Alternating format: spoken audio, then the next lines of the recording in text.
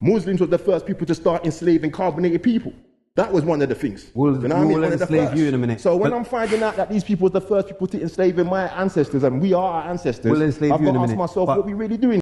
Yeah, and it's so simple as well, because it's like once you know the research and you understand certain things, then it's like, no, why am I going to follow this? Why am I going to do this? Just because everyone else is doing it, but not everyone else understands, you know, the history of things, you know, and I just feel like it's very important. So we're going to have a look at a book that I was reading, and I'm going to share a part that proves this thing that he just said. Been through it all, so I know about mileage. Grew up in a zone surrounded by sirens. Had no love for the law and abide. Money was the root, then I'm up in a ride. If you got a problem, come and see me in private. Used to be violent, now I'd rather stay silent. Never been a quitter, so I always have tried. Woken from the sleep that I wish that I died. First with this as well. When I'm, as you know, in the bin, everyone's trying to recruit, and I'm a big man, and I'm doing my thing, and I get along with but you're a good brother, boom.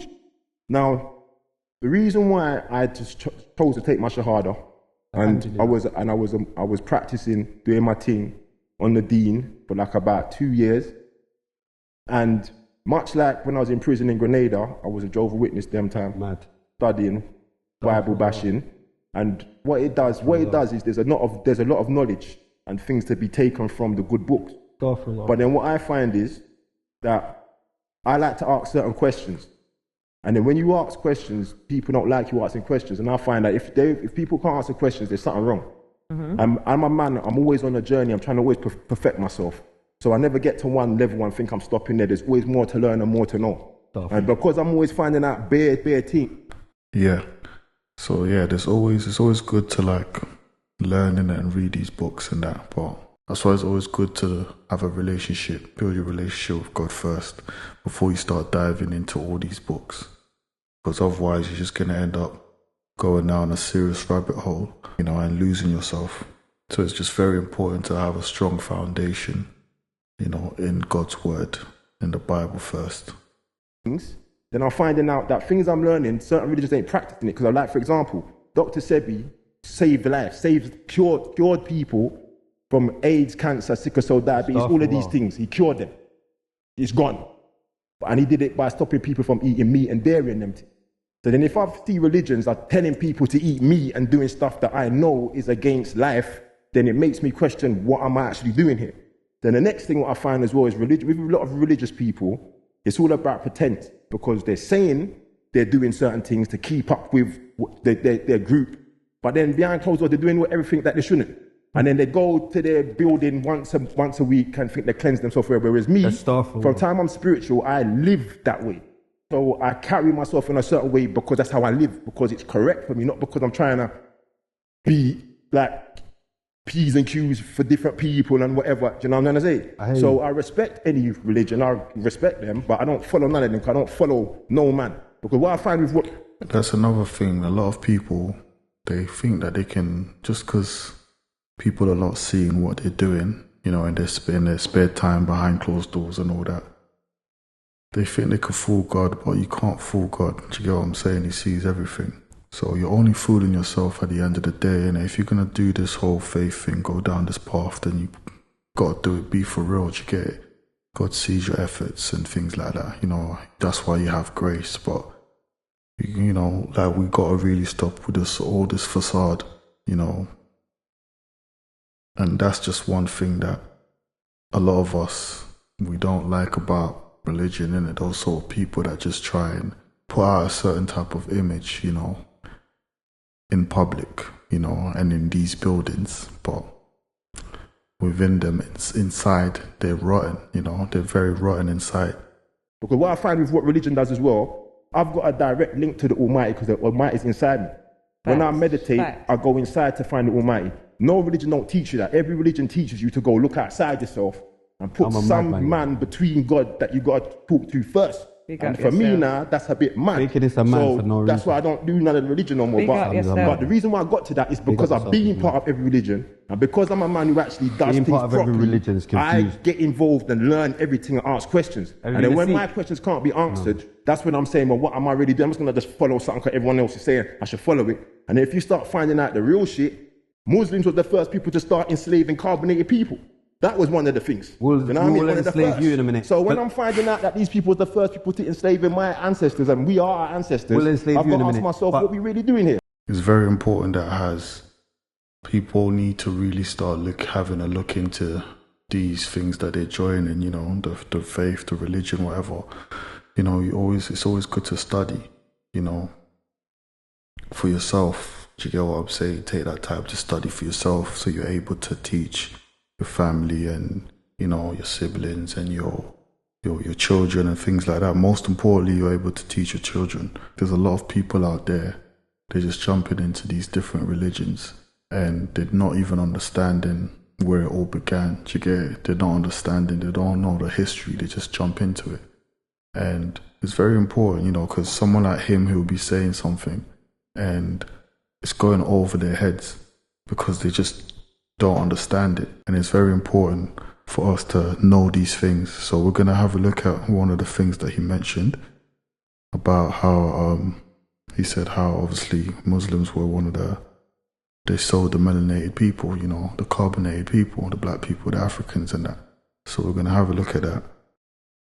Yeah, in 1441, where Anton can't even pronounce the name, Anton Gonsalves, you know, we're going to have a look at who he was, and obviously they captured some slaves and things like that, and one of the slaves that they had was, you know, what we'll call now is nowadays what we'll call is a Muslim, and he wanted to have a trade. You know, he offered a trade. You know, he said, you know what, I can get you, you know, you can get a few more slaves, you know, Africans, in an exchange. You know, if you take me back to where you captured me from, you know, take me back to my land, you know, in place of you doing that, you know, we're gonna give you slaves, you know, we're gonna give you the Africans who you can have as slaves,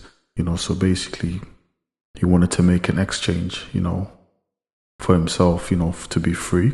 That's what we're going to have a look at in this video. So now, let's get started.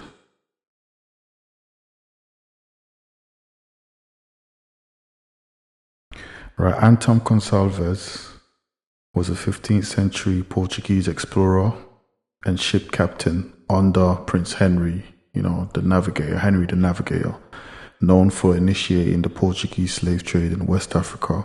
In 1441, during an expedition to the Rio de Oro region, modern-day Mauritania, he captured the first African slaves, brought them directly to Portugal.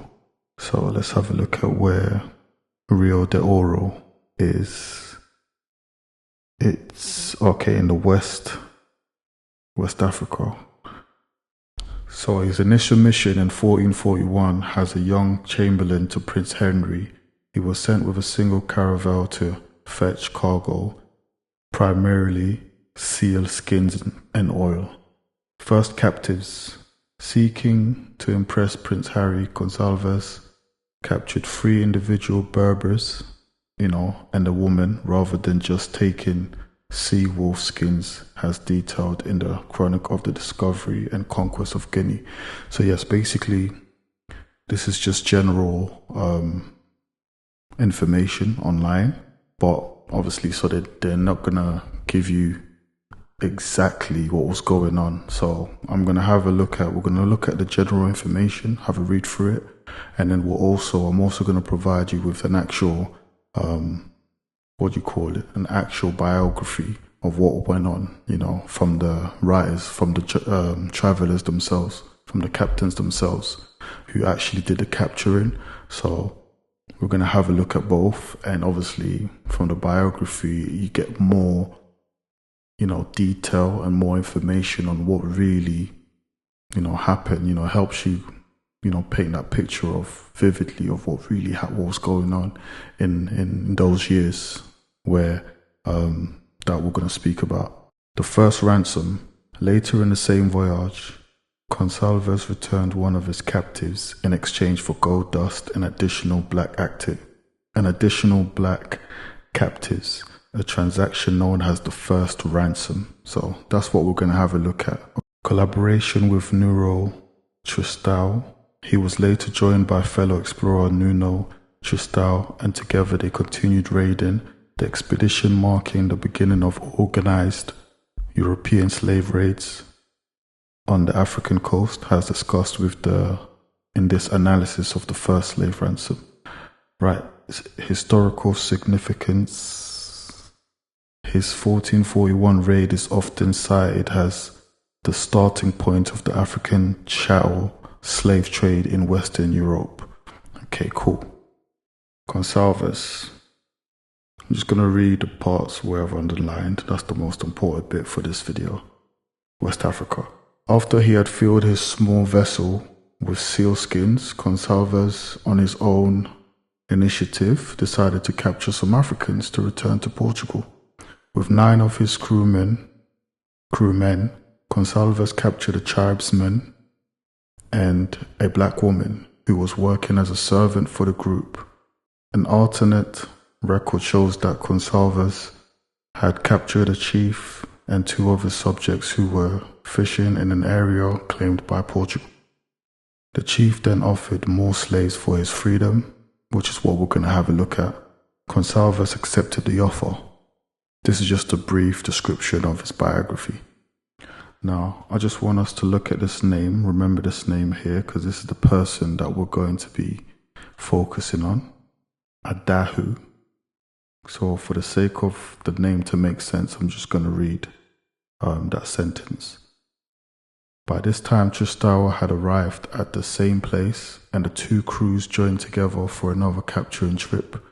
These men were really excited, like they were really out there to capture some slaves, on which they captured 10 tribesmen, one of them a nobleman named Adahu. So that's the nobleman's name. And then later on down here it says, he embarked on another expedition in 1442, taking the nobleman he had captured the year before, which is Adahu. Gonsalves hoped to barter the chief. I'm tired, man. Let me read that again. Gonsalves hoped to barter the chief for a number of black slaves. He received 10 slaves. And that's what we're going to have a look at now. Right, this chapter is how Antón Gonsalves went to make the first ransom. As you know that naturally, obviously this is from an old book, so some of the words, they're a bit ancient, but I'm going to try my best to read it. As you know that naturally every prisoner desireth to be free. So it's speaking about, this is the time when they captured, was it Anahu, whatever his name is, that slave, and they brought him over to Portugal, and this is the times where they're making the offer. He's like, look, he wants to be free basically, innit? So this is what it's talking about. As you know that naturally every prisoner desireth to be free, which desire is all the stronger in a man of higher reason or nobility, whom fortune has condemned to live in subjection to another. So that noble of whom we have already spoken, speaking about Anahu, seeing himself held in captivity, although he was very gently treated, basically they looked after him when he was in Portugal, greatly desired to be free, but he still wanted to be free, and often asked Antón Gonsalves to take him back to his country, where he declared he would give for himself 5 or 6 black Moors. Now, Moors, Moors, And also he said that there were among the other captives 2 youths for whom a like ransom will be given. So obviously there was him and there was 2 other people that were captured. And he's saying that, look, if you take us back, you know, you're gonna get 5 or 6 more Moors, black Moors. Now, who are the Moors, right? This is just Google information typed in. Were the Moors Muslim? Yes, the Moors were primarily the Muslim inhabitants of North Africa, the Iberian Peninsula, modern day Spain and Portugal, and Sicily during the Middle Ages. They were a diverse group of Arab and Berber, Amazigh, I hope I said that right, origin who conquered Iberia in 711 CE, bringing Islamic rule and culture to the region for nearly 800 years until 1492. Now, if you look at my history channel here, I speak about, you know, in this video here, I speak about a bit about the Berbers, you know, and things like that. So it would be good to check it out. But yeah, so that's who were the Moors. It says here, they're basically mainly Muslim, right? Cool. Black. Cool. And here, you must note that these blacks were Moors like the others, though they're slaves, in accordance with ancient custom. Let's break that one down, because it might look a bit confusing because you're just seeing Moors here and Moors there. And what do they mean by they're alike? It says here, though they're slaves in accordance with ancient custom, which I believe to have been because of the curse which after the deluge Noah laid upon his son Cain, cursing him in this way, that his race should be subject to all the other races of the world. And from his race, these blacks are descended. Right? What is it talking about in this part? It's basically saying that, look, even though they're all black, you know, the ones that we've captured, that we have here, he's black, right? And the other ones that they're trying to offer us in an exchange, they're also black. But they are slaves naturally, as it says here. Their slaves is in accordance with ancient customs. And the ancient custom is that from the Bible, when Noah he cursed his son Cain, and then he said that obviously his descendants, you know, they were going to be the lowest of slaves. Do you get it? So that's basically what it's saying. It's saying that, look, even though I'm black and the other one's black as well, but trust me, they're the real slaves. You know, they're really meant to be below everyone. Do you get what I'm saying? So that's who they were selling. So even though the Moors at that time, it's saying that yes, they were Muslims. So Adahu, the person that was captured first, he was a Moor, you know, a Muslim, a Moor. But he was now saying, look, take me back to where you got me, and I'm going, for an exchange, you're going to get 5 or 6 more people that look like me, but they're not exactly like me, because they are supposed to be the slaves, you get it? Because of the curse that Noah laid on his descendants. I hope that made sense what I just said. According to Genesis 9:20 to 27, Noah cursed his grandson Canaan, not his son Ham. After Ham saw Noah naked in his tent, the curse proclaimed that Canaan, the son of Ham and ancestors of Canaanites, will be a slave to his uncles Shem and Japheth. The text notes that Ham was the one who committed the act, but the curse fell on his son, Canaan. So obviously the people of Canaan, the Canaanites, you know, and those are the people who got cursed, you know, to be slaves, you know. And basically that's what Anahu, the one that was captured, that's basically what he was just trying to alliterate. He's trying to say that, look, yo, those are the ones that are cursed. take them, you know, you're going to get 5, 6 more of them for just me. Like, come on. It's a no-brainer. It's a good deal. Do you get what I'm saying? Right. Let's go down here. 4 has the more told him, you know, the more is the Adahu, the person that's captured the slave.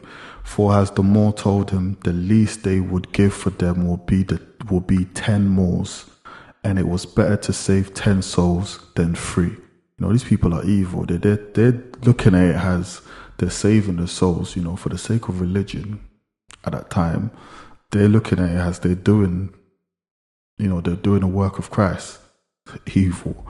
So, and it was better to save 10 souls than 3, for though they were black, yet had they souls like the others, and all the more as these blacks were not of the lineage of the Moors, but were Gentiles.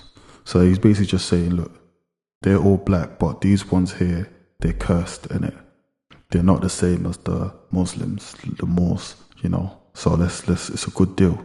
We'll be saved, we'll be doing them a favor, basically, saving their souls. And so the better to bring into the path of salvation, evil guy. So, yeah.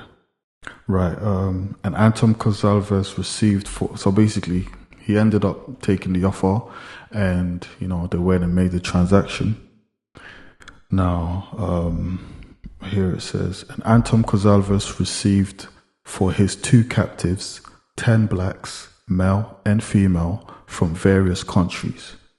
Yes, there were Muslims who sold, you know, the Africans, the blacks, you know, to the Europeans, you know, and that was an example of it through Anton Gonsalves, you know, in Portugal and things like that. So that was going on. So it's very important for people to know these sort of information, you know, to know that, look, this was what's happened, you know. So you got to be very careful with what you're following, you know, and what you're believing in and things like that, especially when it comes to religion and things like that. It's just best to just make sure you build your own relationship with God, you know, and that's just the message that I wanted to put out in this video. So if you've enjoyed that, make sure you press the like button and subscribe as well. My name's Forever Blessed Chris, and this has been history, a bit of a history lesson. But let me know what you all think about this in the comments below, and I'll see you on the next video. God bless you.